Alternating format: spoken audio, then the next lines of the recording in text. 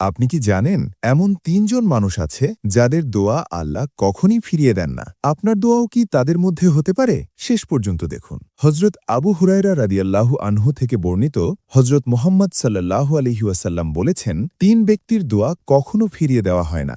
১ রোজাদারের ইফতারের সময়, ২ ন্যায় বিচারক শাসকের, ৩ মাজলুম বা অত্যাচারিত ব্যক্তির। সুনান ইবনে মাজা হাদিস নং ১৭৫২। ভাবুন তো, একজন রোজাদার সারাদিন না খেয়ে শুধু আল্লাহর জন্য ধৈর্য ধরছে, ইফতারের ঠিক আগে তার দোয়া কতটা কবুলের কাছাকাছি। আর একজন ন্যায় বিচারক যিনি মানুষের হক ঠিকভাবে আদায় করেন, আর মাজলুম যার কোনো সহায় নেই শুধু আল্লাহ ছাড়া। এই ৩ জনের দোয়া সরাসরি আসমানে পৌঁছে যায়, কোনো বাধা ছাড়াই। আপনি কি আজ ইফতারের সময় দোয়া করেন? কমেন্টে লিখুন, আমার দোয়া কবুল হোক, আর জানান আপনি কোন দোয়া বেশি করেন। আজ থেকে একটা চ্যালেঞ্জ নিন, প্রতিদিন ইফতারের আগে ১ মিনিট মন থেকে দোয়া করবেন। এমন সুন্দর ইসলামিক ভিডিও পেতে আমাদের পেজ বা চ্যানেল ফলো বা সাবস্ক্রাইব করুন, লাইক দিন এবং শেয়ার করে অন্যদেরও জানিয়ে দিন। আল্লাহ আমাদের সবাইকে সঠিক সময়ে দোয়া করার তৌফিক দান করুন।